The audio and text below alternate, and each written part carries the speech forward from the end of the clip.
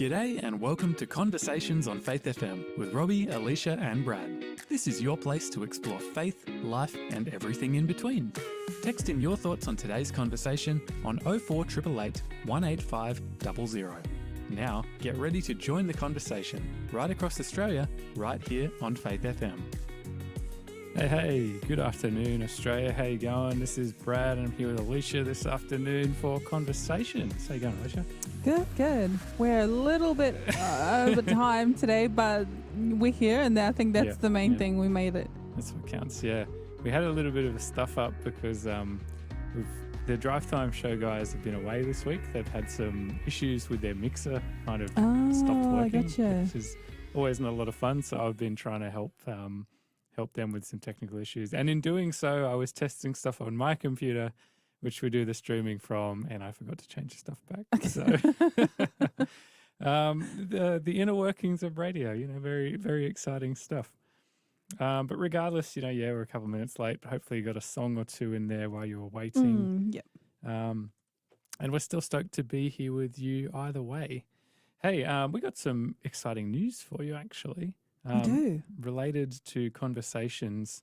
And, some of our regular listeners, you've been tuning in very faithfully for a year or so now. It's a bit over a year, I guess. Yeah. Yeah, we started of 2023. Yeah.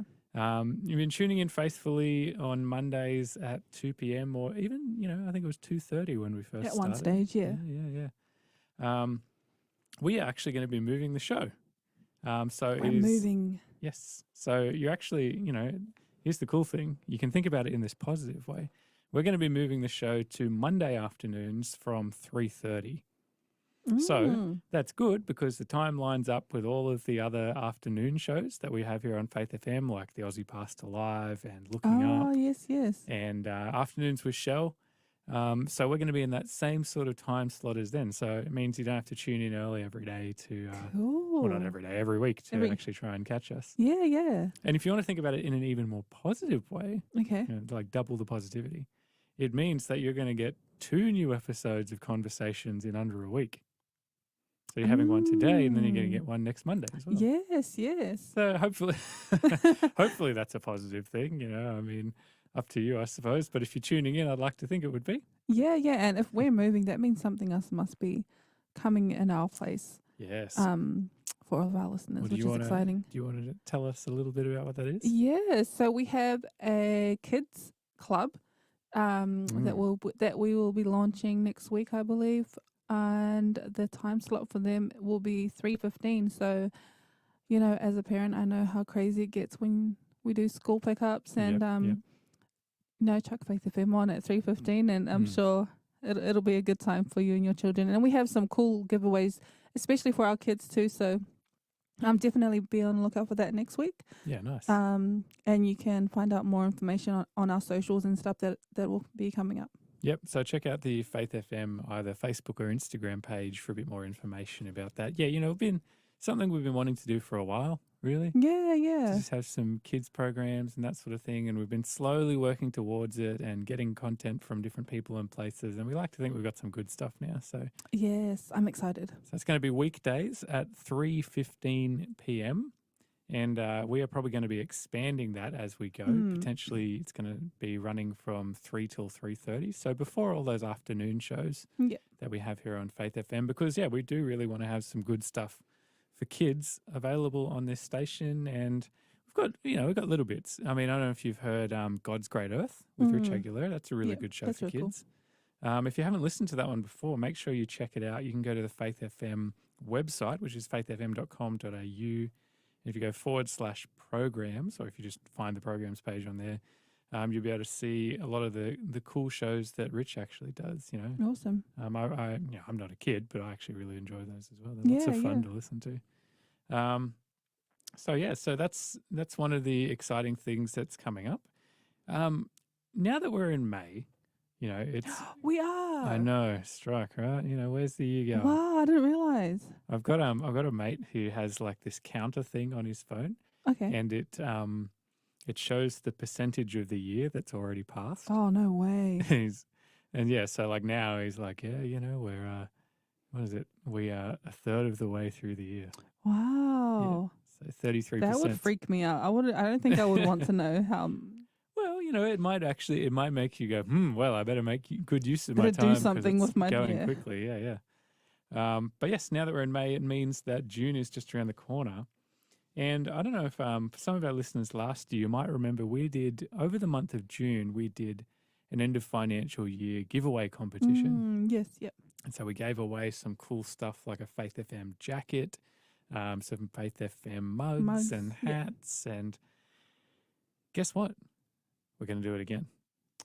But it's going So to we be got bigger more. and better.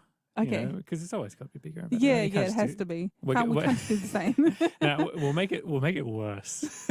We'll just give away one hat. Just kidding.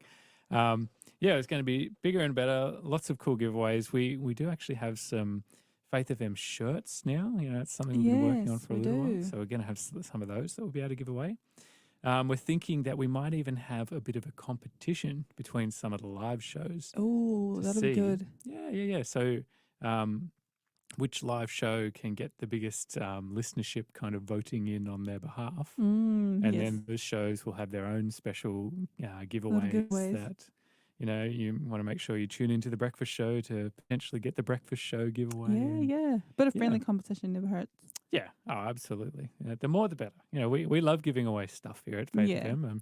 As I'm sure a lot of our listeners know, even here on Conversations, we have a good giveaway every single week. Every week, and that's pretty good. Yeah. And, like all of our giveaways on the station, sometimes people text in. By the way, if you want to text into Conversations, 0488 808 18500. Oh, you're better. Say it again. 0488 18500. Okay, good. Glad you know it. I need to get this on big words here so I can just remember it. Too many different numbers going through my head. Some people text us in from time to time saying, "Oh, yeah, I saw that you're doing a giveaway. So what do I have to do?" It's like, well, no, you don't have to do anything. Yeah. We're the ones who organise to get it sent out to you. You don't have to worry about postage. You don't have to worry about picking it up. We'll make sure you get it. How convenient, eh? I know, right? Well done, Faith FM. Yeah, well done, Faith FM. Yeah, very convenient. Of course, we're not the ones who are actually delivering them to your door. That's other great people. But we're the ones who give you the chance to get it. So hopefully that's equally as good. So what I wanted to share a little bit about today is something that everybody does. Okay. So, I guess this is kind of a little bit of a riddle to start off with. What is something that everybody does, but they don't think they do? Oh. And what is something that everybody is, but most people don't think they are? 0488 18500. If you can guess the answer to my riddle, we'll give it a few seconds for people to try and figure it out. Can you repeat that just one more time? What is something that everybody does, but most people don't think they do? And what is something that everybody is, but most people don't think they are? Oh, I would not have a clue off the top of my head. 0488 18500. Surely there's someone out there who's good at riddles or love their riddles. I might just quickly Google it to see what Google yeah. says or ChatGPT, because I'm such an overthinker. Like it's just going to be in my head until someone texts in and tells us the answer, or until you let us know what it is. Well, I will. We'll try putting it into ChatGPT. I'll see if can ChatGPT solve riddles? That would actually be really interesting. Because to me, we talked about AI stuff on this show before, and you kind of talk about, with AI, it can't think really for itself. It's just spitting out stuff. But I came up with that riddle on the spot, so it'll actually it'll have to be something in order to come up with the answer. And that something it will have to be is actually the answer. Okay. We'll see what it says. Got a message from Ronald, who's listening in from New Zealand. G'day, Ronald. Thanks for tuning in, mate. We always love having you here on the show with us. And if you've got any ideas as to what the answer to this riddle might be, what is something that everybody does, but most people don't think they do? Someone text in breathe and alive. Breathe and be alive. Christina text in. That's pretty good. But I think most people do think that they do breathe. Oh, yes, I know what you mean. Yeah. So this is something that they don't know that they do. Well, it's something that most people don't think that they do. Oh, okay. And it's something that most people don't think that they are. but they are. Okay.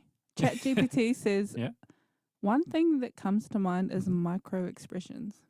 Oh, okay. These Yeah, are fair brief enough. involuntary facial expressions that people make in response to certain emotions. Okay. I'm guessing that's not it. That's not it. That's pretty good, though. Okay. Anything else? That's pretty much all it says. Okay, interesting. So I guess, with ChatGPT, it's found that some answer from somewhere else on the internet and it's gone, oh, okay, maybe this is it. Yeah. Which leads to the point of what the answer actually is. And this is why I thought it'd be interesting to see if an AI thing could figure it out. It's actually creating. Creating. So something that everybody does, but most people don't think they do. Is And- create. Yeah. It's something that everybody is, but most people don't think they are, and that's creative. Wow. I guess that's interesting. kind of two different words. It's two different answers, but it's the same thing, right? Yeah. Because I think a lot of people, we have this idea of creativity. It's like, oh, well, there's some people who are really creative, Yes, yeah. and they create art or they play musical Mm. instruments, and but not me. I'm not creative. Yeah, I yeah. couldn't do anything like that. And a lot of the time, you think of, oh, well, what is it? Now I've forgotten what. Now I've forgotten my own riddle. I've tied myself up. Something that everybody does in terms of creating stuff, but most of the time we don't realize we're creating stuff. Like I'll sing, for example. I've got like one of my cats at home, and she always meows at me. Whenever she meows at me, I'll sing a random little cat song at her, Oh, which is just gotcha. like completely weird, made up lyrics, but it's to a tune of some other song that might be in my head or something like that. Yeah.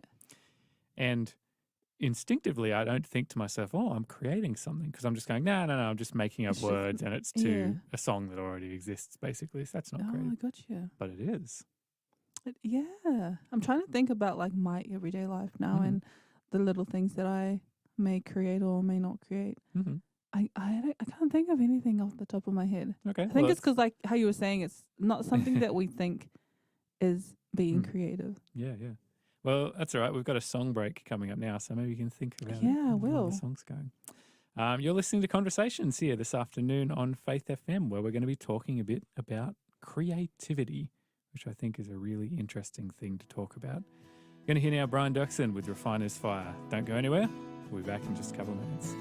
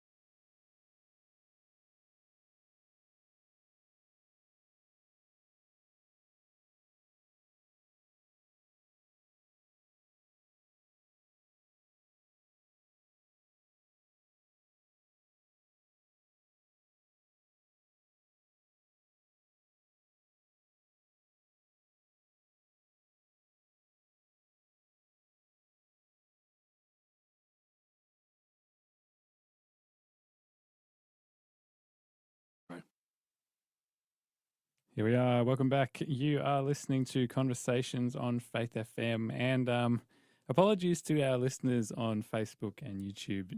We've had some issues with copyright strikes. Yes, quite basically a few. during our streams, which is pretty annoying. So basically what it means going forward is we need to mute when we play songs, which is a bit frustrating for us as well as you, I'm sure. Yeah. But I guess, you can always hear the songs if you go to faithfm.com.au and you listen to the stream there.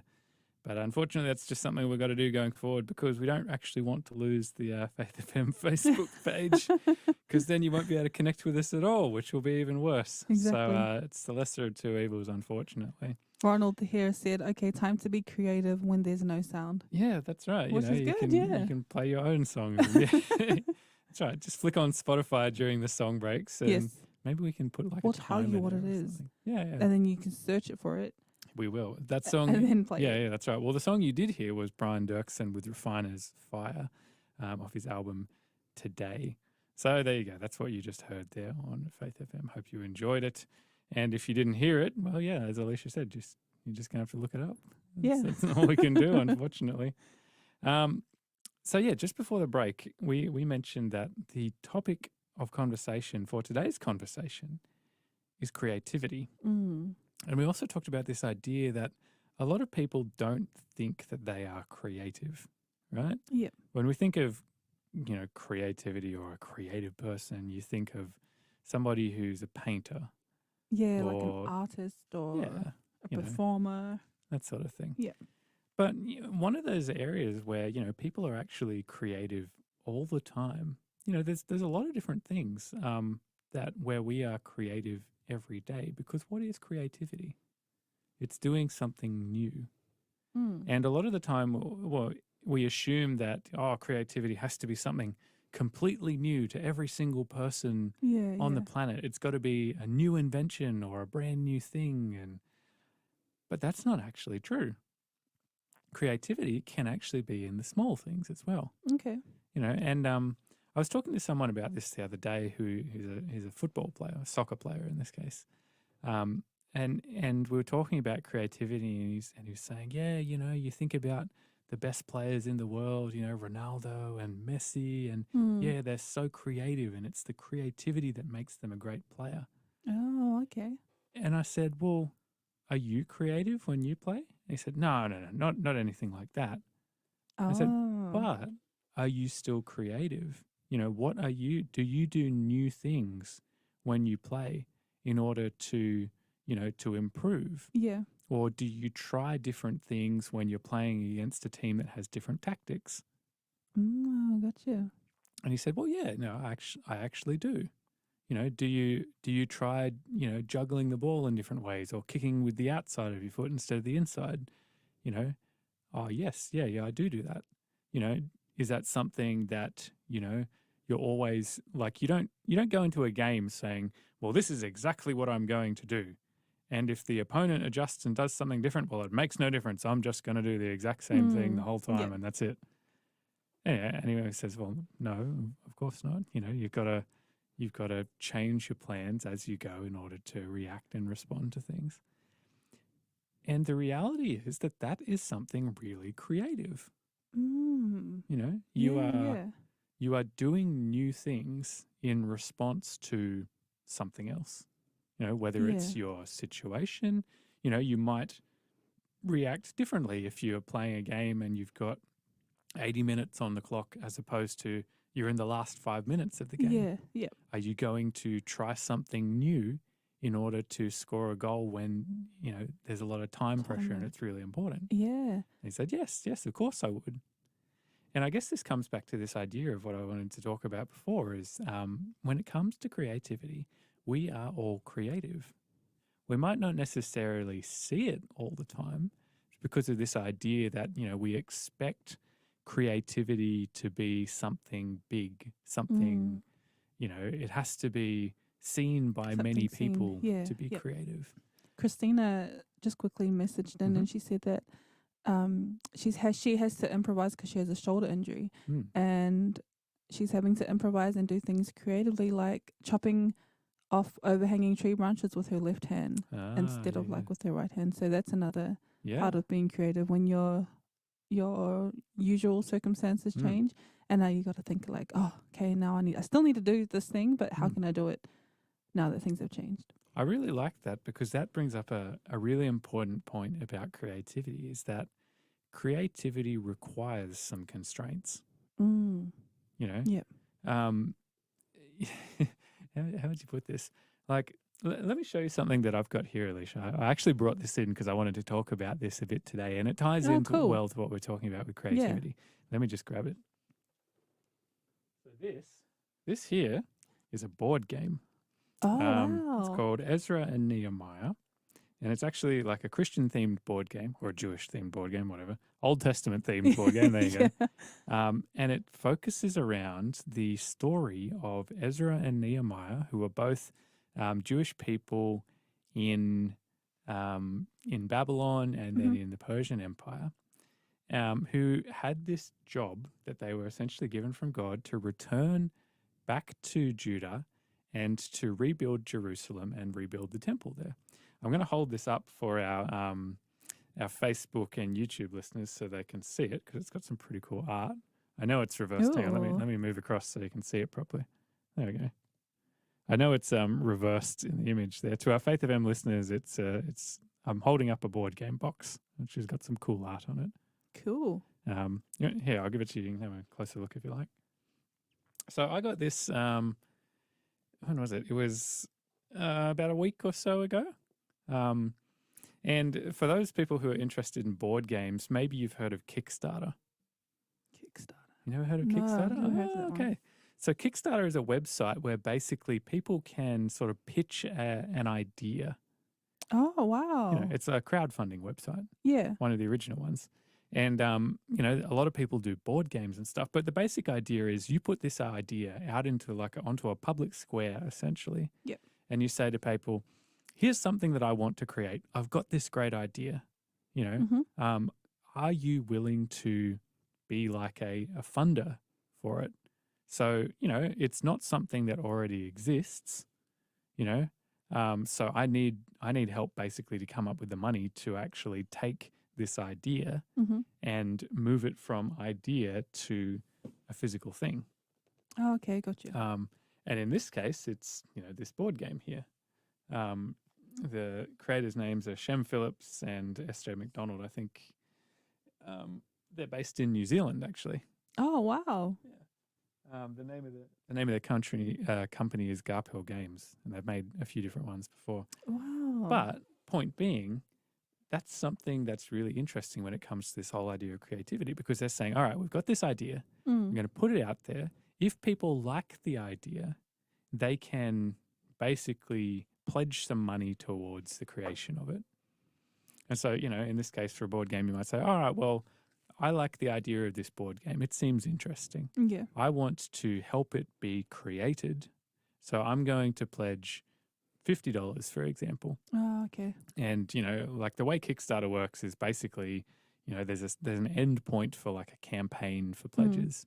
And so after a month, for example, let's say enough money is pledged that it reaches the broad goal of, say, let's say it's going to cost $5,000 to have the game created and then, shipped out to everybody and, you receive okay. your copy. Yeah. So what you are doing then is, you're contributing to the creation of something. And equally, for the person who is creating the game, they've got to think about a lot of other things in the process. Yeah. They've got to think about not only, well, does the game have good mechanics? Is it going to be fun to play? Is it going to be challenging? Yeah. Are there going to be opportunities for people to win in different ways, based gotcha. on the restrictions and the things that change? Equally, they need to think about, well, where am I going to make this? How am I going to make this? Yeah. What pieces can I afford with the certain pledges that are coming in? Yeah. Because, you might see with Kickstarter campaigns, people will go, okay, well, if we raise $10,000, this is what it's going to look like. But let's say we raise $15,000, then we can be more creative. We can try creating fancier pieces for all of the little characters and commission better art for the cards Yeah. and da da da da da. And so, there's a financial constraint in this case to Oh, how gotcha. creative you might can be able be. to be. Yeah. But at the same time, right? I know personally, if you don't have any constraints, because I've actually created card games over the years. Have you? Yeah, Oh, wow. I'll bring one in maybe to the office next time and I'll show Yeah, you. yeah. But the funny thing is, like, if you don't actually have some sort of constraints Yeah. when it comes to a game, for instance. So let's say, you start playing a very, very basic game everybody's played before, right? Yeah, yeah. What would happen if we said, all right, well, how about we take out the rule about, you can put a matching number down on top of a different one. Yeah. So instead of if someone puts down a 1 and you have a 1, you can put that down on top and use it to change the color or whatever. What if we say, well, let's get rid of that? Oh, gotcha. That would. So technically, people can be more creative. They Yeah. could go, oh, well, I've got a 7 and I'll put that on the 1. Yeah. But does that actually make the game any good? I don't think so. Not really. It'll be confusing. Yeah, exactly. It'll get confusing. So the constraints of these rules are actually really beneficial in order for people to be creative. Oh, okay.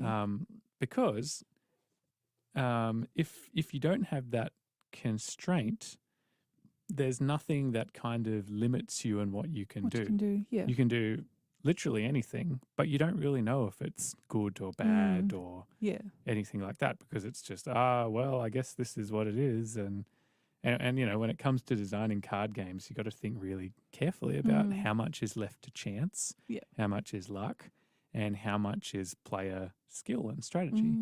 Yeah. I know for me, when I'm designing card games, you've really got to balance it out because if there's not enough chance or luck, people will feel like, oh, well, I've played it once. I know exactly how it works. Why would I want to play it again? Yeah, it'll be like boring. Yeah, exactly. Yeah. But if there's too much, then people feel like, well, it doesn't really matter what I do because if I get an unlucky hand or something like that, then then I've instantly whatever I do doesn't actually matter. Yeah.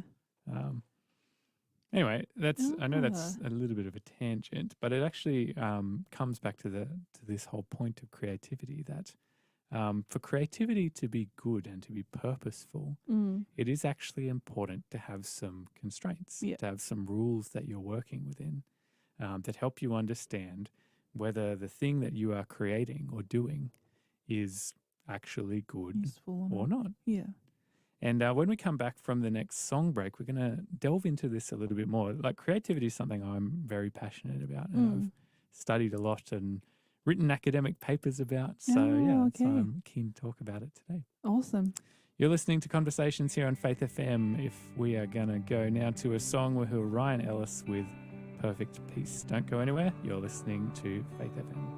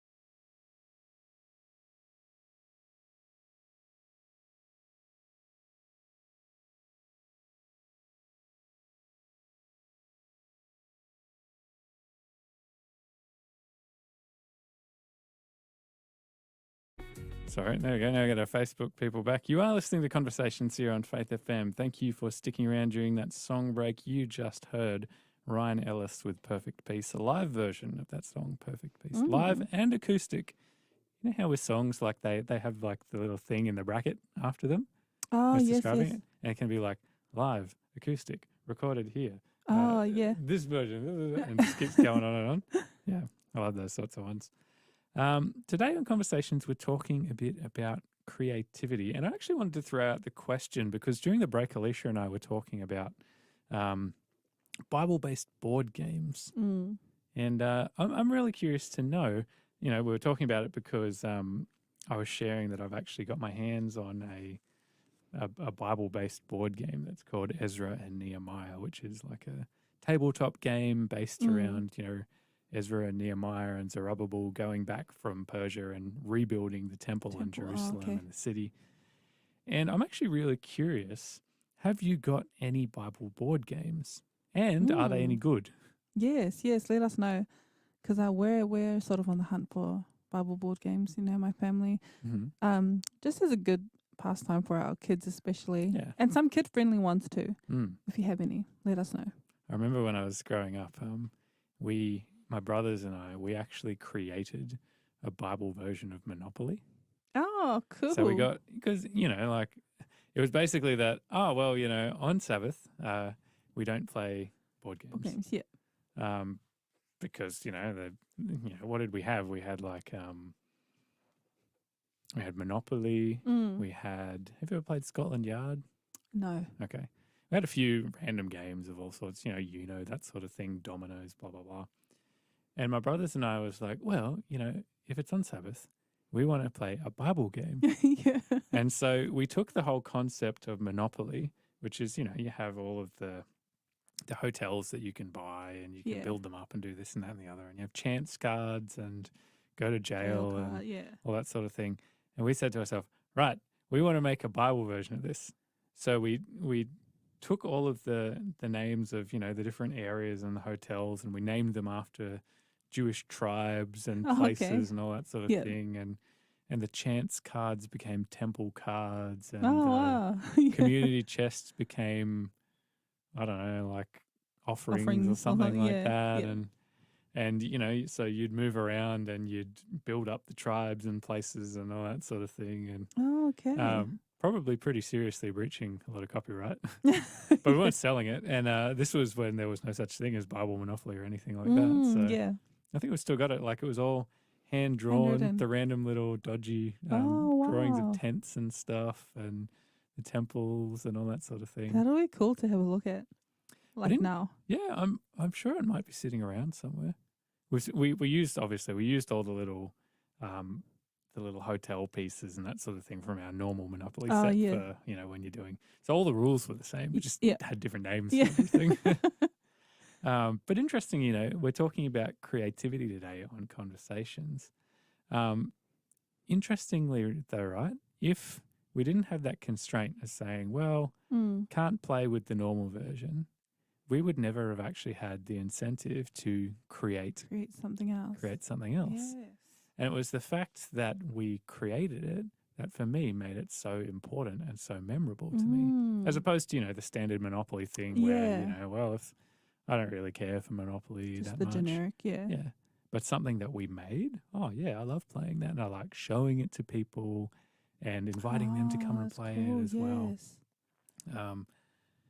So, I think when we talk about, constraints and creativity, they are definitely two things that fit together and it's important.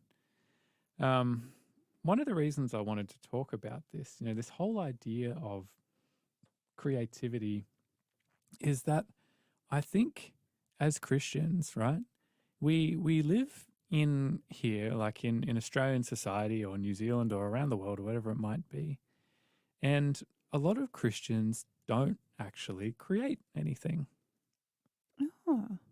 We are creative people, but a lot of the time, a lot of Christians don't actually make things. They don't create, I don't know if you want to call them Christian products or Yeah. all that sort of thing. You know, obviously the Christian music industry is a big deal. Yeah. But for the most part, we actually can just consume a lot of stuff. Yes. So a lot of people, you know, think about how many Christian TV shows or movies there are out there compared to, you know, secular Just ones yeah. or non-Christian ones. Like there's a lot. Yeah. And why is that when you consider that it's something like, is it 30 or 40% of the world's population professes to be Christian in some way, shape, or form? Mm. So, you know, So we're not creating. a lot of the time lot we're of not Christians actually aren't creating creating. stuff. We're just consuming stuff, Yeah. which is I wonder interesting. why that is. Hmm. Because we've, like, when you think about, you know, the Christian things that are available to us, like movies and things like that, my partner and I, we're like a clothing, like we make clothing and we print tees and stuff. Yep.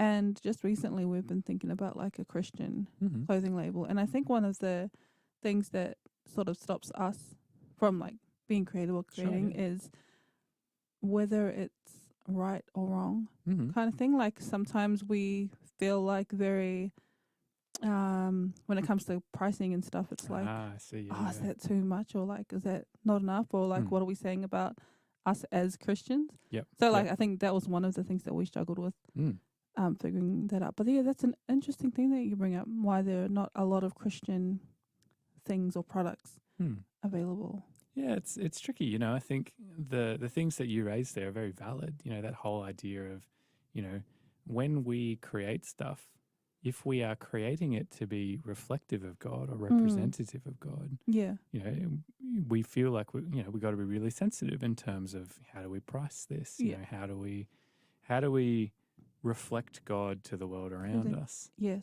Yeah. And I think this actually ties into like a broader conversation, I guess, about creativity and Christianity and do they fit together? You know, do Christians need to be creative?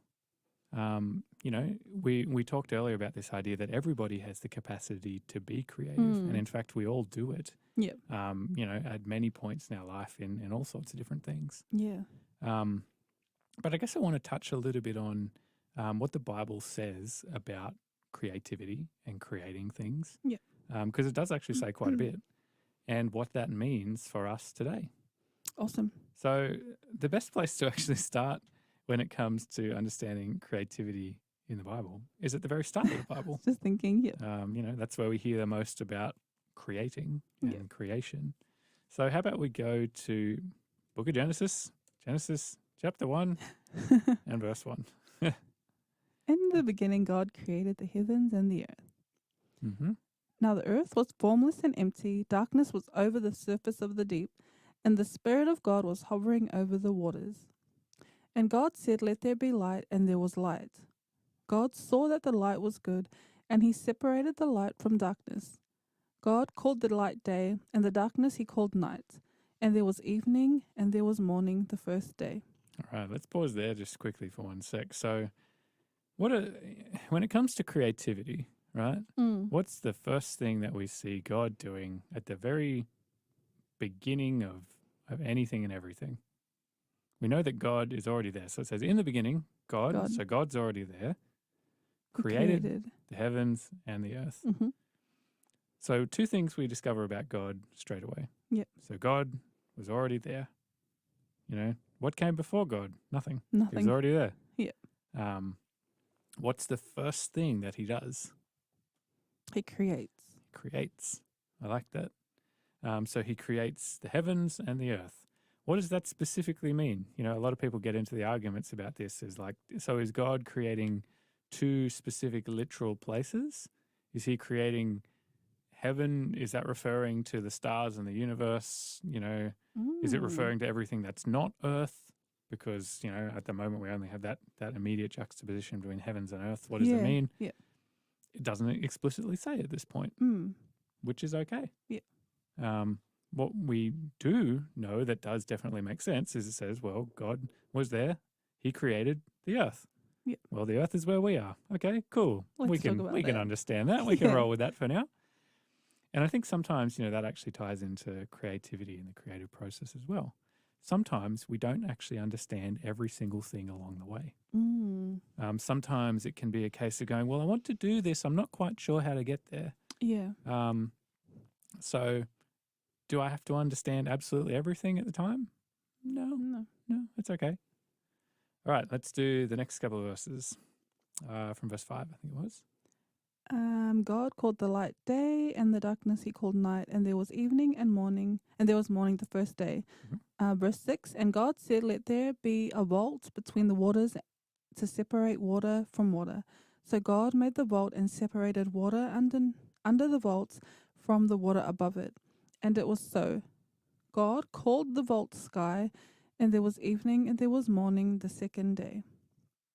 Nice. So here we go again. So God's going, all right, I've created something. All right. And it's good. He says, yep, it's good. I'm going to make something again from what I've already created. Yep. So now he's not working with, just creating everything from scratch. He's creating again from what already exists. On top of what's, gotcha. Yep. So he's saying, all right, so here's what I've got now. All right, what can I create with this? And what can I create that's going to be good? Yep. So there's another interesting thing about creativity. It's not necessarily about all the time creating something completely from scratch. Yeah. It can be about saying, okay, what have I already got? What am I going to do with this to make it better? Yeah. That's creativity. It doesn't have to be a completely brand new Different invention thing. out of the blue. Creativity can actually be a smaller step instead of like a colossal earth-shaking, shattering step. Oh, I got. Yeah. So, even just in this first part of Genesis, we're learning things about creativity, which I like.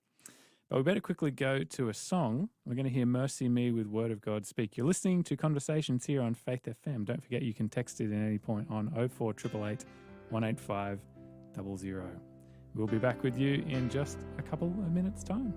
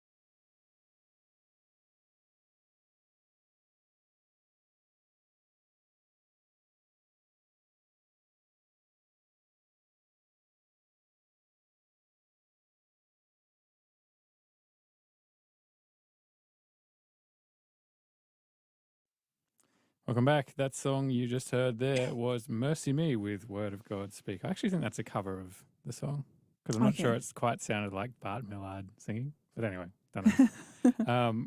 I've heard that song many, many times growing up. Like Dad would play it every And you every know the weekend sound night. and Yeah, like it's the yeah. timbre of the voice.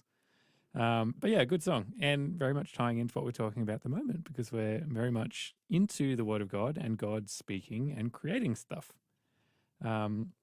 Because today on Conversations, we are talking about creativity and what it means for Christians.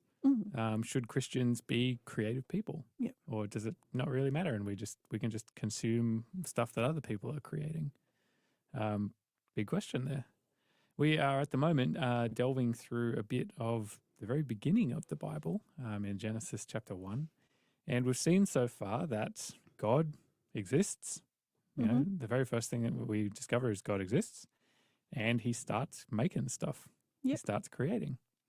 He's created some things that are, universal in size and importance, right? He's Yep. created the heavens and the earth. Oh, wow, amazing, huge, colossal. He goes and he creates light. He says, yeah, okay, I've made this and this is good. I like this. And then what he starts to do is stuff that's a bit more subtle. So now he's made, the heavens and the earth. He's made light and separated it from the dark. And now he goes, all right, I'm going to do something a bit different. I'm going to start working with what I've got here. And I'm going to be creative with what I have. And so we see the next thing he does, it says that he basically creates, separates the sky from the land. Which is interesting. Yeah, that's if you start to go into the science and the physics of it, it talks like specifically saying God is creating a vault between the waters to separate water and water. And you go, what on earth does that mean? Like, where's this sky water thing he's talking about? Because he says he creates one that's the sky and one underneath. But when you actually look into the physics of it, there's a lot of water in the sky. Oh, yes. A lot of water vapor, and it's actually really important for protecting the Earth from radiation, from space debris, from all sorts of different things. So it's actually something really important. And if we didn't have any water in the sky wouldn't be blue. That's like a mic drop moment. Yeah? Yes. Yeah, well, it's in the same reason that, for example, at sunset, the reason that we see the sky turn red, for example, is because the light from the sun is technically traveling through a lot more of the Earth's atmosphere to get to our eyes. Instead of coming like directly down, it has to go like across and through. And there's a lot more smoke and dust and smog and all that sort of thing, which actually reflects away a lot more of the blue light. So that's why we see a sunset as red instead of blue or some other color. Oh, wow. Yeah. So anyway. I never knew that. Oh, there you go. We'll continue on maybe from verse 9. Yep. And God said, let the water under the sky be gathered to one place, and let dry ground appear. And it was so. God called the dry ground land, and the gathered waters he called seas. And God saw that it was good. Nice. So again, we're seeing God in this creative process, right?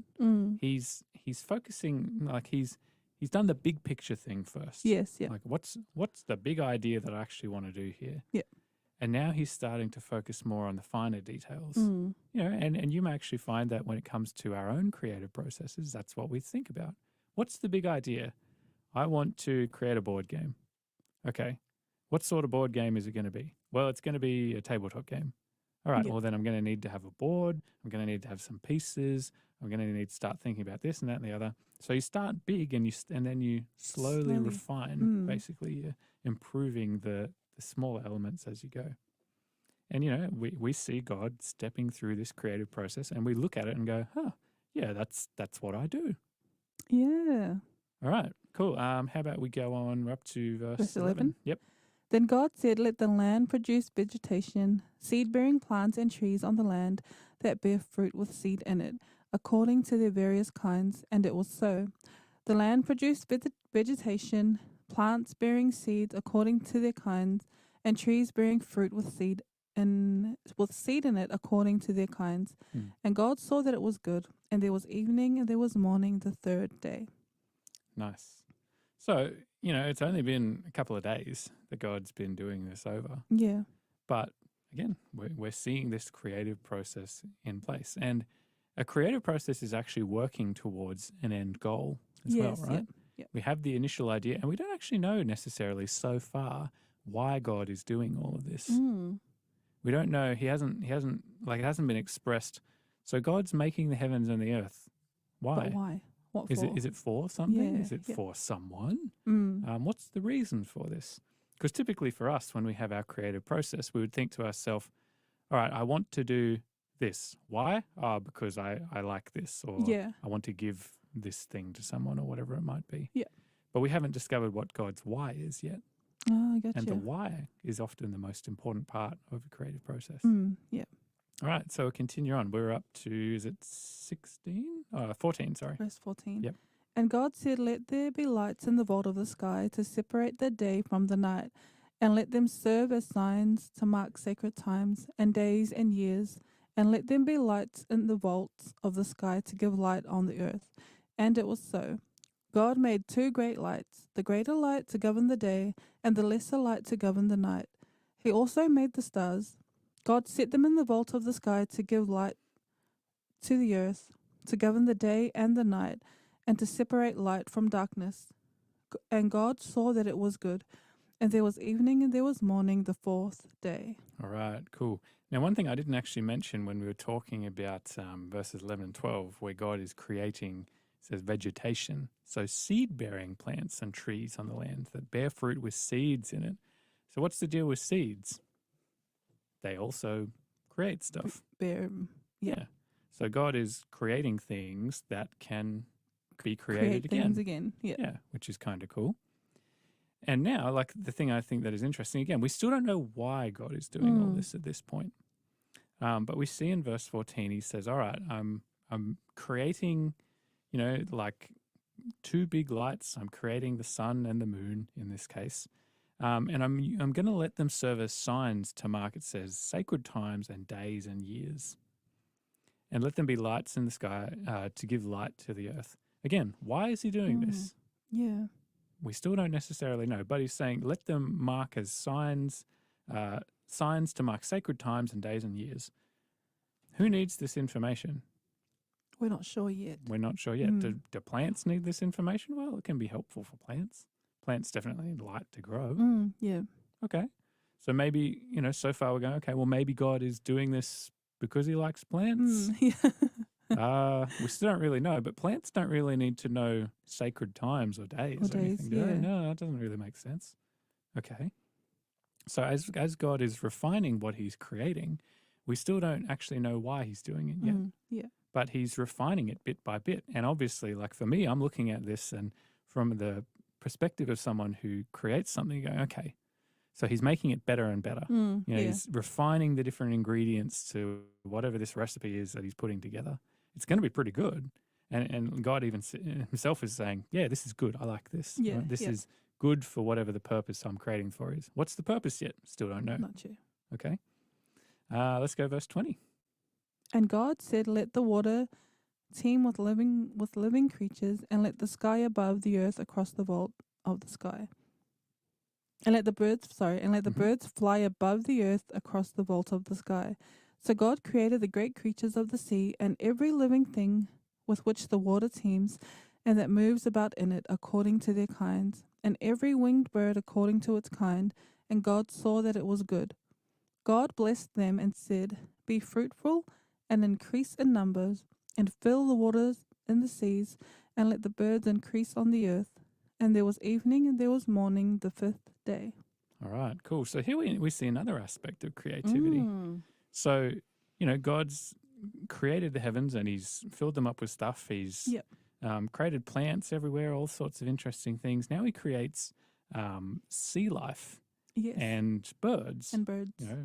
Why do we have this specific order of this is why he creates them here and then? I don't know necessarily. Not sure. But he's got an entire ocean to fill stuff up with. And so he makes great creatures of the sea and then he makes other ones.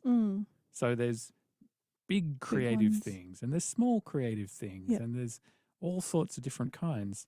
And God's blessing on these creatures is, okay, I've created you, but I haven't created, like enough of you to fill the whole oceans. Yeah. So it's up for you. It's up to you now. Like even the animals God creates in His creation, He says, okay, well, it's up to you to now go out and Create more create more and create your of habitats in your the little. ocean, Yeah. and you know, let's see what happens here. Yeah. So So there's does he sort of give them the power of creativity hmm, to, like how you were saying, create their own habitats and their own yeah, families and their own, like, all the stuff? I never thought of that when hmm.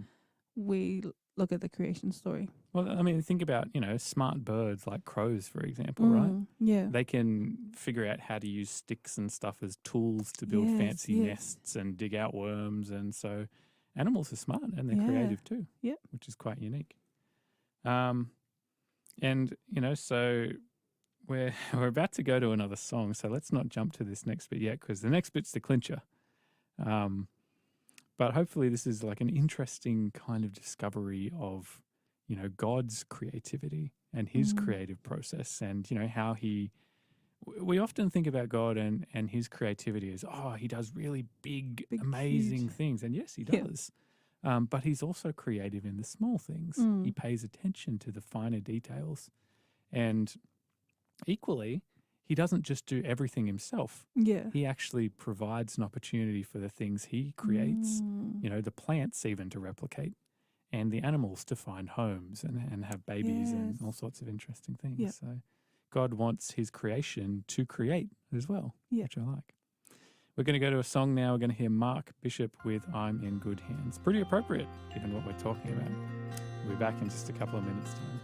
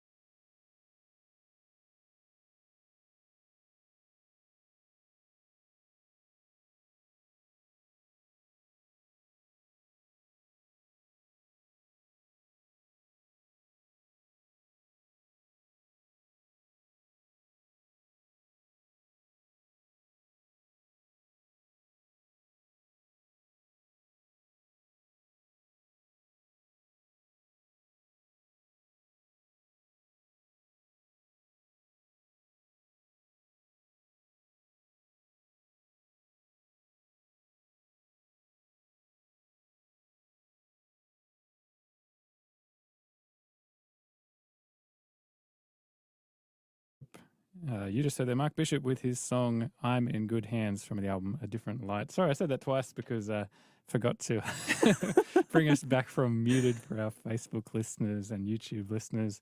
If you just tuned in and you don't know why that's happening, well, it's unfortunately because Facebook is trying to hit us with all these copyright strikes for playing music, which we have Yes. permission to play. But But, as you know, Facebook it's, just is Facebook. That's yeah, Facebook has its own. how it is. We love Facebook. Yes, we do. Yes. We're saying that so that they don't ban us. So that- Please don't ban us. You are hearing conversations, and we've been having a conversation today about creativity and how, in fact, you know, we all have the capacity to be creative. Mm. And why is that? Well, we're exploring a bit in the book of Genesis at the very start where we see God kind of working through the creative process himself of creating everything, really, Yep. which is pretty cool. But, you know, God also leaves room for his creation itself to be creative, which is kind of neat. We've seen that, you know, with, you know, the plants. He creates plants with the ability to recreate and to spread and to grow. He creates fish for the sea and birds for the sky, but he doesn't fill up the entire sky or the entire ocean. Yeah. His directive to his creation so far is, okay, I've made you. Now it's up to you to figure out how you fill the ocean and where you're going to live and what places are good. And Yep. so, you know, God's intent for his creation appears to be that there's scope for creation to be creative, Yeah. which is interesting. Can animals be creative? That's a different sort of question. We might answer that later if we have time. But let's keep pushing on. We are in the book of Genesis and we have just got up to chapter 1, verse 24. Verse 24, and it says, And God said, Let the land produce living creatures according to their kinds, the livestock, the creatures that move along the ground, and the wild animals, each according to its kind. And it was so. God made the wild animals according to their kinds, the livestock according to their kinds, and all creatures that move along the ground according to their kinds. And God saw that it was good. All right, cool. Okay, good. So that's kind of tying in, same sort of deal with the other things, like the other living Animals, things that yep. God's made. And then we get to something special. We get to verse 26, and I think this is a really beautiful, special thing here when it comes to understanding creativity and God and us. Yep. So let's do that. 26. And it reads, Then God said, Let us make mankind in our image, in our likeness, so that they may rule over the fish in the sea and the birds in the sky, over the livestock and all the wild animals, and over all the creatures that move along the ground. So God created mankind in his own image. In the image of God, he created them. Male and female, he created them. All right. So I really like this because verse 26, a lot of the time, and 27, let's take them together. A lot of the time people look at these and they use these verses for all sorts of funny things. They go, God says, let us make mankind in our image, in our likeness. And then they instinctively just go to verse 27, which says, so God created them in his own image, male and female. And we go, oh, okay, I guess that's what it means to be made in God's image. Yeah. Which is true. But what have we just seen God doing, you know, over the last 25 verses? What do we actually understand so far about God's image? What does he do? What is he like? He's very creative. He's very creative. Very.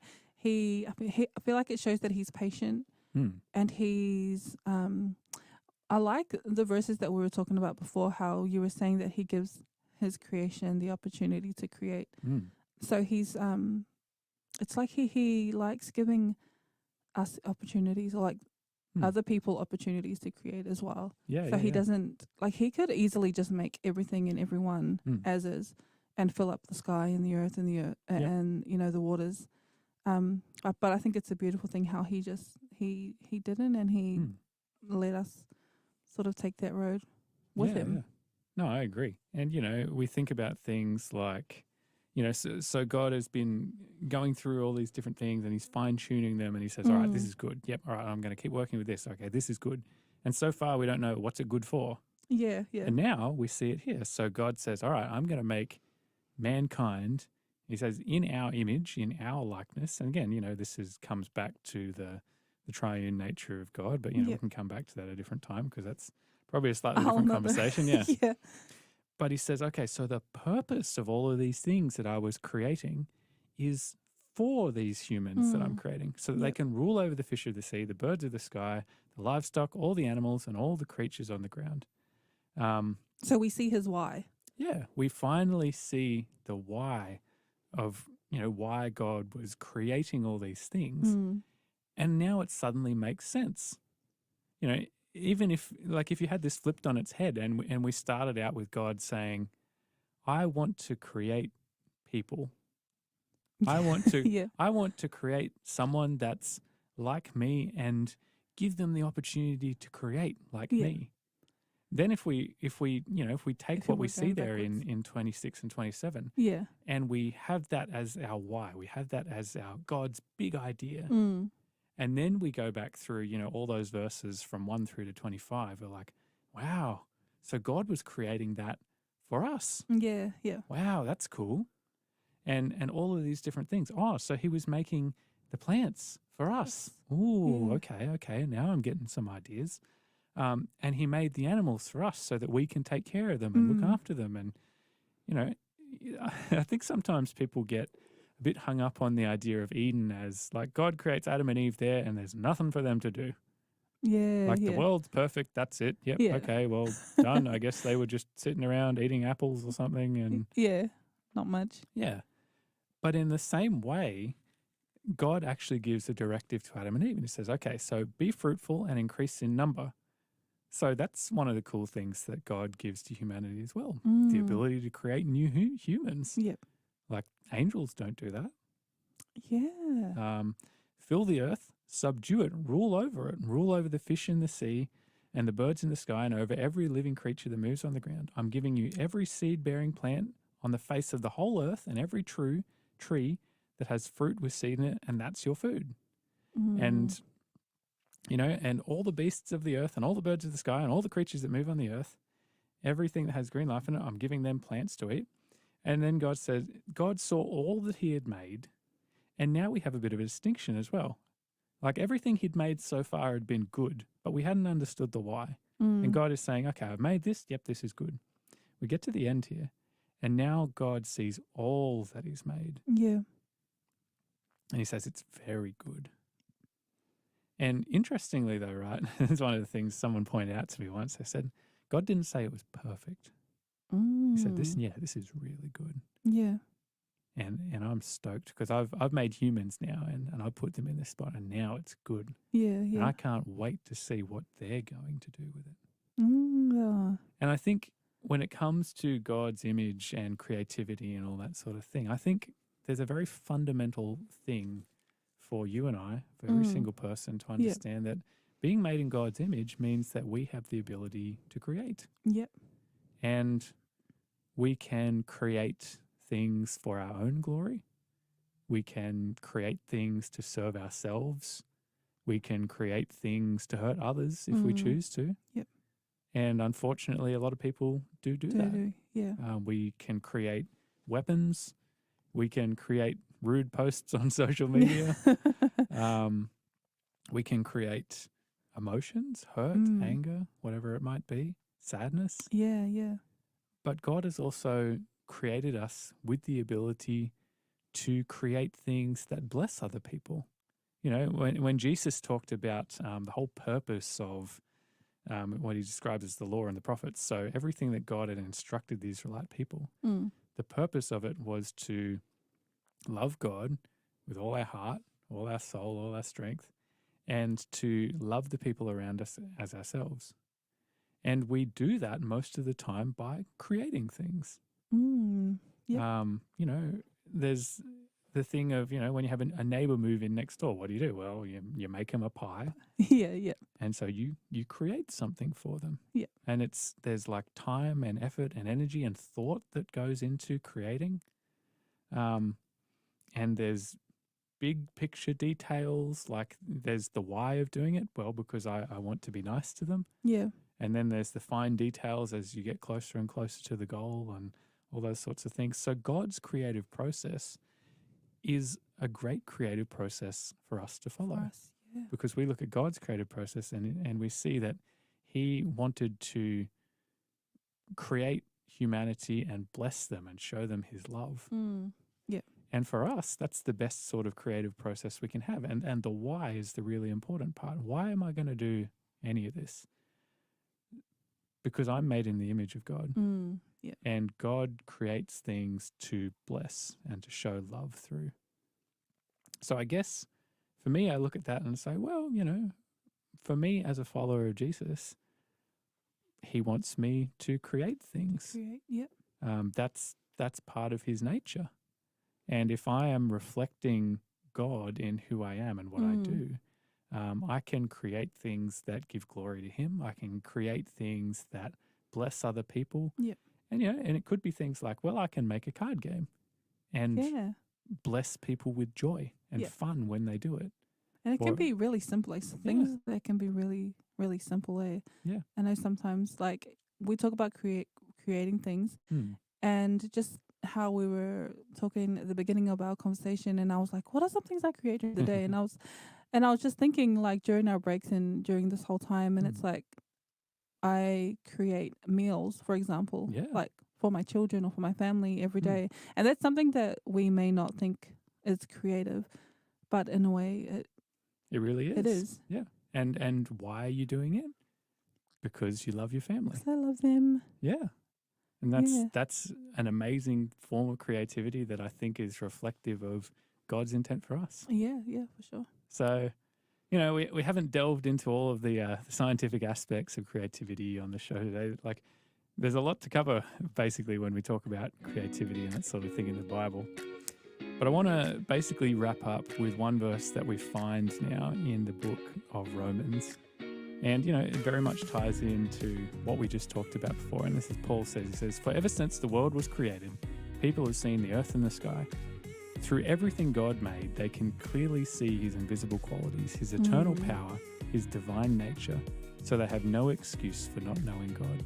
And I think when it comes to creating things, we get the most out of it ourselves when we're creating things to bless the people around us. Yeah.